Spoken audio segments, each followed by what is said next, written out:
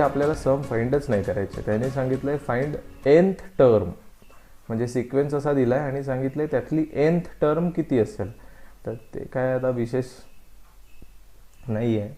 पहिल्या टर्ममध्ये 0.4 आहे, दुसऱ्या टर्ममध्ये 0.44 आहे, तिसऱ्या टर्ममध्ये 3 वेळा 4 आहेत. मग 10वी टर्म असतील तेव्हा 4 वेळा 4 असतील, 11वी असेल तेव्हा 11 वेळा 4 असतील, कोणी सांगेल. पण तरी त्यांना पाहिजे की यातली nth टर्म काय असेल असं ते विचारतात. मग आपल्याला आता ते ठरवायचं असेल तर आपण कसं कॅल्क्युलेशन करतो ते नीट बघा. त्याच्यासाठी आपण करणार, ह्या टर्म मुळात जनरेट कशा झाल्या, या टर्म्स आल्यात कशा ते आपण बघूया. सो या टर्म्स कसे आल्या ते मी सांगतो. ही फर्स्ट टर्म आहे. सो लेट असं आपण म्हणू first term T1 is equal to term number 1 is equal to 0.4. ही अशीच लिहिली. टर्म नंबर 2 ही मुळात 0.44 का झाली, 0.44 का झाली तर त्याचं लॉजिक असं आहे, 0.4 हा नंबर होता, त्याच्यात 0.04 हा नंबर ॲड झाला. 0.4 मध्ये 0.04 ॲड झाल्यावर इथे काहीच नाही आहे, म्हणजे 0, 0 अधिक 4 4, 4 अधिक 0 4, 0 अधिक 0 0. सो 0.44 होण्यासाठी रिझन काय आहे, 0.4 मध्ये हा नंबर ॲड झाला 0.04, त्यामुळे 0.44 झाला. सो इथे आपण असं लिहू शकतो की दिस मीन्स 0.4 मध्ये 0.04 ॲड झाले आणि त्यामुळे आपल्याला दुसरी टर्म मिळाली 0.44. आता तिसरी टर्म आहे T3. थर्ड टर्म इथे दिसते आपल्याला. थर्ड टर्ममध्ये काय झालं असणार, 0.444 कसं आलं असेल तर याच्यात 3 नंबर्स ॲड झाले असतील. एक आहे 0.4 प्लस दुसरा आहे 0.04 प्लस तिसरा नंबर असेल 0.004. बघूया तेवढंच येतं काय. इथे नंबर्स नाही आहेत म्हणजे काय आहे, 0. 0 प्लस 0 प्लस 4 म्हणजे 4, 0 प्लस 4 प्लस 0 म्हणजे 4, 4 प्लस 0 प्लस 0 म्हणजे 4, म्हणजे तयार झालं 0.444. सो तिसरी टर्म कशामुळे तयार झाली, आधीचा नंबर 0.4, त्याच्यात हा नंबर जो आपण मगाशी घेतला तो, आणि त्याच्यात अजून एक नवीन नंबर ॲड झाला 0.004, आणि त्यामुळे आपल्याला उत्तर मिळालं 0.444, म्हणजे आपली तिसरी टर्म त्यांनी दिलेली. आता चौथी कशी असणार, चौथी टर्म असेल 0.4 हा आधीचा नंबर प्लस त्याच्यात हा आधी केलेला नंबर 0.04 प्लस त्याच्यामध्ये हा नंबर 0.004 आणि त्याच्यात अजून एक वाढेल 0.0004. 2च शून्य होते, आता 3 शून्य येऊन 4 हा नंबर ॲड होईल, तेव्हा आपल्याला मिळेल 0.4444. चौथी टर्म. अशी 5वी काढू शकता, 6वी काढू शकता, 7वी काढू शकता, कितीही काढा. मग nth टर्म काढायचं असेल तर काय करायला लागेल, nth टर्म जी आपल्याला फाइंड करायला सांगितले, nth टर्म काढायची असेल तर असंच वाढवत जायचं पुढे पुढे टिल n. म्हणजे कसं, so therefore nth term that will be 0.4, त्याच्यात परत 0.04 हा नंबर ॲड होईल, मग 0.004 हा नंबर ॲड होईल, मग 0.0004 हा ॲड होईल. मग याच्या पुढचा नंबर असेल 3 वेळा शून्य जाता 4 वेळा, 1 2 3 4, मग 4 प्लस 5 वेळा शून्य, आणि असं ॲडच होत राहील कुठपर्यंत, n पर्यंत, तुम्हाला जिथपर्यंत जायचं आहे तिथपर्यंत. सो हा झाला nth टर्मचा फॉर्म्युला. सो आपल्याला nth टर्म फाइंड करायची असेल तर ही बेरीज फाइंड करणं आपल्याला गरजेचं आहे. ही बेरीज फाइंड केली की आपल्याला थोडक्यात काय मिळणार, nth टर्म फाइंड होणार. कोणाची, दिलेल्या सिक्वेन्सची. आपल्याला आता लक्षात आलं की हे थोडक्यात कोण आहेत, AP मध्येच आहेत. सो यांची बेरीज करण्यासाठी AP नव्हे GPचा फॉर्म्युला वापरू शकतो, बिकॉज हे सगळे नंबर्स GPमध्ये आहेत. TN इज इक्वल टू, कुठलंही मेन्शन करत बसायची गरज नाही की GP वगैरे आहे, ते दिसतंच आहे आपल्याला. रेशो, कॉमन रेशो बघून घ्यायचा असेल तर तुमच्या 0.04 divided by 0.4, he term divided by he term, बघूया करून काय येतं. सो 4/100 डिवायडेड बाय 4/10, 4ला 4 गेले, 1 शून्य गेला, 1/10 आलं बघा 0.1. या दोघांचं केलं तरी तुम्हाला आता माहिती आहे 0.1च येणार आहे. इथे केलं तरी 0.1, इकडे केलं तरी 0.1. So here common ratio is 0.1 which is less than 1, 1 पेक्षा छोटा आहे. त्यामुळे फॉर्म्युला असतो A1 मायनस R⁻n, म्हणजे 0.1/n अपॉन 1 मायनस 0.1. A म्हणजे फर्स्ट टर्म, आणि फर्स्ट टर्म इथे तुम्हाला दिसते 0.4. सो 0.4. सो आपल्याला nth टर्म मिळाली 0.4 into bracket 1 minus 0.1 raise to n upon 0.9, कारण 1 मायनस 0.1 म्हणजे 0.9. तर तुम्ही लिहू शकता finally 4/9 into bracket 1 minus 0.1 raise to n, bracket complete झाला. सो ही GPच तयार करून मिळाली. त्याची फक्त बेरीज केली की आपल्याला मेन प्रॉब्लेमची nth टर्म मिळेल. ओके, आता एक पुढचं कन्सेप्ट आहे, त्याचं नाव आहे sum to the infinity, sum of infinite term, sum to the infinity of a GP. हा काय अर्थ आहे? याचा अर्थ आहे की एखादी GP आम्ही तुम्हाला बनवून दिली तर त्याची इनफायनाइट टर्म म्हणजे ती थांबणारच नाही GP, कितीही टर्म्स असतील त्या सगळ्यांची बेरीज मी करायला लावली तर आपण थोडं गडबडू शकतो, कारण आपल्याला n टर्म्सची येते, पहिल्या 15, 20, 100, 200ची येऊ शकतो. पण इनफायनाइट टर्म म्हणजे काय, अनंत, थांबणारच नाहीत ते नंबर. मग त्यांची बेरीज कशी काय करायची? तर अशी बेरीज खरं तर पॉसिबल नाही आहे, अशी बेरीज पॉसिबल नाही आहे. मग तरीसुद्धा आपल्याला का शिकवतात तर नीट समजून घ्या. 2 सिच्युएशन तयार होतात. एक सिच्युएशन असते r इज ग्रेटर दॅन 1 आणि दुसरी सिच्युएशन असते r इज लेस दॅन 1. आता याच्यात काय होतं ते बघा. r जेव्हा ग्रेटर दॅन 1 असतो, 1 पेक्षा मोठा, r म्हणजे कोण, कॉमन रेशो. समजा आपण कॉमन रेशो घेतला 2, r ची व्हॅल्यू सपोज 2 घेतली, तर आपला सिक्वेन्स कसा तयार होतो ते बघा. पहिला नंबर 1 घेतला तर 1 ची दुप्पट 2, 2 ची दुप्पट 4, 4 ची दुप्पट 8, 8 चं 16, 16 चं 32, 32 चं 64 चं 128 चं 256, असं वाढतच जात आहे. सो इथून छोट्या नंबरपासून सुरुवात केली, आता हा नंबर मोठा मोठा मोठा मोठा मोठा मोठा मोठा मोठा होत गेला आणि तो कुठपर्यंत जायचं आहे, थांबायचंच नाही आहे, इन्फिनिटीपर्यंत, इनफायनाईट, वाढतच जाणार, थांबायचंच नाही. आणि त्या सगळ्यांची बेरीज करायला सांगितली तर आपण म्हणू आपल्याला काही जमायचं नाही, कारण हे नंबर थांबतच नाही आहेत. आणि बेरीज जेवढी पुढे पुढे काय होणार आहे बघा, हे नंबर छोटेचे मोठे मोठे मोठे होत गेले, आता हे पटापट मोठे होत आहेत. 128 वरनं डायरेक्ट 256, 256 वरनं डायरेक्ट 512, 512 वरनं 1024, फटाफट वाढणार. म्हणजे ह्यांची सगळ्यांची बेरीज करायला गेलं तर आपल्या नाकीनं येतील आणि आपण त्याचं म्हणू शकतो उत्तर. तुम्ही उत्तर काढूच नका, त्याच्यात त्या उत्तरामध्ये ती बेरीज जर करायला गेलात तर त्याच्यात एवढे डिजिट्स येतील, लाखो, करोडो, अरब, खरब सगळं येईल त्याच्यात.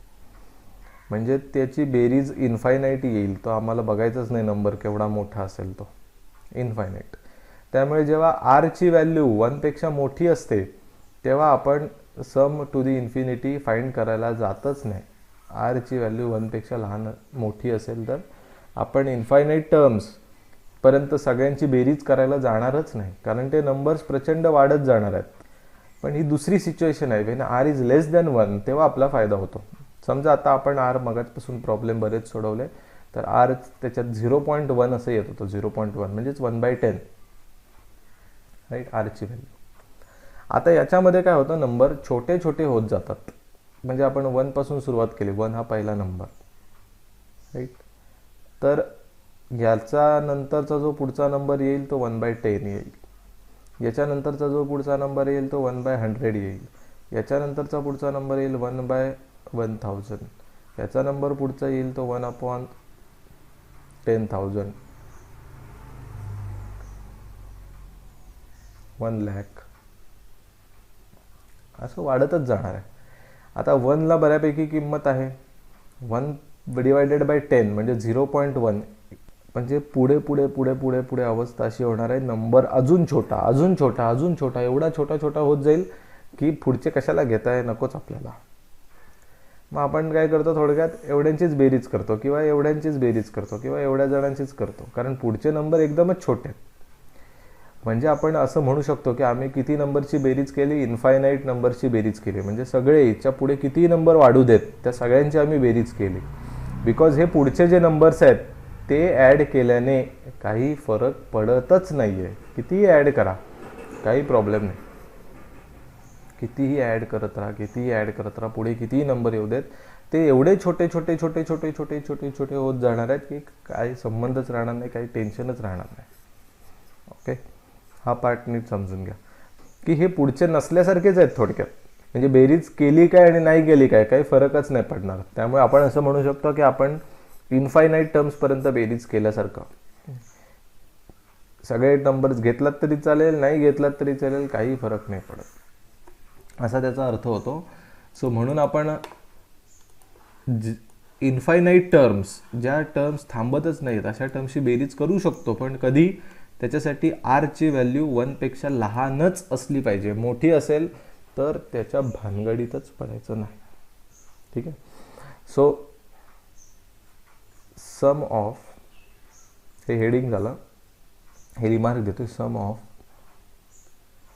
Infinite terms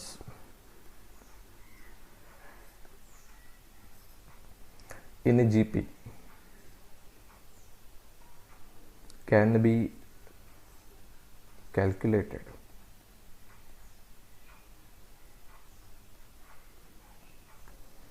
if and only if R ची व्हॅल्यू लेस दॅन 1 असेल तरच जायचं. ठीक आहे, वाटेल तेव्हा नाही. मग sum of all the infinite terms is equal to, काय फॉर्म्युला आहे बघा त्याचा, A/1 - R. एवढा सोपा आणि छोटासा फॉर्म्युला. आता बेसिकली जेव्हा R ची व्हॅल्यू 1 पेक्षा लहान असते तेव्हा आपण उत्तर कसं लिहितो, तुम्हाला आठवत असेल तर A1 - R⁻n/1 - R असं लिहितो आपण. खरं त्याचा फॉर्म्युला हा असा का लिहिला, कारण हे सम ऑफ फर्स्ट n टर्म्स आहे, हा सम ऑफ फर्स्ट इन्फायनाईट टर्म्स आहे, सगळ्या घेतो आपण. मग त्याच्यात हा असा का झाला, हे कुठे गेलं निघून, तर आत्ता मी तुम्हाला सांगितलं ते R⁻n, R म्हणजे 0.1, सपोज 1 पेक्षा लहान असेल, त्याची जेव्हा nth पॉवर घेता, म्हणजे खूप मोठी पॉवर घेता, तेव्हा हा नंबर खूप स्मॉल होतो, very small, it becomes very small. 0.1 चा स्क्वेअर केला तर 0.01 येईल, 0.5 केलं तर 0.00001 येईल, 0.1 केला तर जवळपास व्हेरी स्मॉल आन्सर, म्हणजे जवळपास झिरोच, न लिहिलेलंच बरं उत्तर, काही अर्थच नाही राहत त्याला. 0.00 म्हणजे आता समजा मी 0.50,000 लिहिलं तर याचा अर्थ होणार 0. इथे 49,000 वेळा शून्य लिहायचं, 49,000 वेळा शून्य आणि मग 1 लिहायचं. तो कशाला लिहायची, काय गरज आहे, त्याची व्हॅल्यू जवळपास झिरोच झाली त्याची व्हॅल्यू. सो त्यामुळे ही जी R⁻n जी टर्म आहे ही, याची व्हॅल्यू शून्य होऊन जाते, जवळपास शून्य, एक्झॅक्टली नव्हे, जवळपास शून्य. म्हणजे तुम्ही निग्लेक्ट करू शकता कधी, जेव्हा R ची व्हॅल्यू 1 पेक्षा लहान असेल तर. मग ही जर 0च्या जवळ जात असेल तर 1 - 0 किती होतं, 1. म्हणजे ह्या पूर्ण न्यूमरेटरचे उत्तर किती आलं, 1. सो आपला फॉर्म्युला असा होतो, A*(1/1 - R). मग A*(1) किती होणार, A. सो त्यामुळे हा फॉर्म्युला आला. सो काही नवीन फॉर्म्युला नाही, याच्यावरूनच आला आहे, फक्त हे अप्रॉक्झिमेशन कॅल्क्युलेशन आहे की जर तुम्ही इन्फायनाईट टर्मची बेरीज करणार असाल तर करा, पण आधी R 1 पेक्षा लहान पाहिजे. ओके, एक एक्झाम्पल घेतो. इथे सांगितलं आहे हे यांची सम फाइंड करा टू दी इन्फायनाईट, हे थांबतच नाही आहे शेवटपर्यंत. तर आता ही पहिल्यांदा GPA का चेक करायला लागेल. सो तुम्ही इथे म्हणणार कन्सिडरिंग, मी इथे लिहितो या कोपऱ्यात कन्सिडरिंग. पहिले या दोघांचा रेशो बघूया. 1/2 डिवायडेड बाय 1 म्हणजे उत्तर येणार 1/2.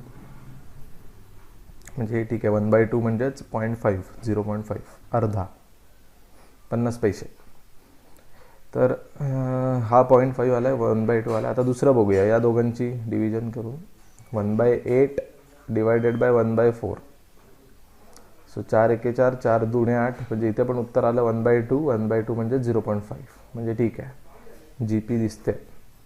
आणखीन पुढची बघूया. 1/16 divided by 1/8.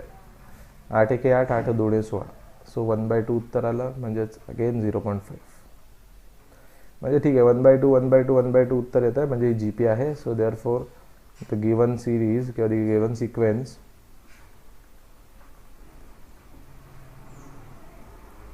is GP where common ratio is equal to 1/2 किंवा त्याला तुम्ही 0.5 म्हणा, R ची व्हॅल्यू, आणि फर्स्ट टर्म, पहिली टर्म ती पण तुम्हाला दिसते ए म्हणजे इथे दिसते फर्स्ट टर्म 1, ती लिहू शकता. हा प्रॉब्लेम लिहा, एवढं लिहा, आणि मग ए आणि आर मिळाल्यानंतर याच्यात फक्त टाका की झालं काम. ए ची व्हॅल्यू 1 टाका, आर ची व्हॅल्यू 1 - 1/2 टाका. 1/1 - 1/2 म्हणजे 1/2च येणार. असं विचार करा, 1 वजा अर्धा, 1/2 म्हणजे अर्धा, 1 वजा अर्धा. हा 2 जो आहे तो डिनॉमिनेटरच्या डिनॉमिनेटरला वरती जाईल म्हणजे 2/1 उत्तर येईल म्हणजे 2. सो बेरीज 2 येणार. खरं ही 2 नाही येत, 2 पेक्षा जराशी मोठी येते 0.0000, पण त्या पुढच्या अंकांची गरजच नाही. 2.00 एवढंच होणार आहे, त्याच्यापेक्षा मोठं होणारच नाही. आपण 2 लिहू शकतो, उगाच कशाला ते 0.000000 पुढे 1 लिहायचं कुठेतरी, काही गरज नाही. फक्त हे कधी करू शकता लक्षात घ्या, इथे आर ची व्हॅल्यू जशी 1 पेक्षा लहान आली आहे तसंच आलं पाहिजे, तरच हे लिहिता येतं, नाही तर नाही. ठीक आहे, मग आपण थांबूया.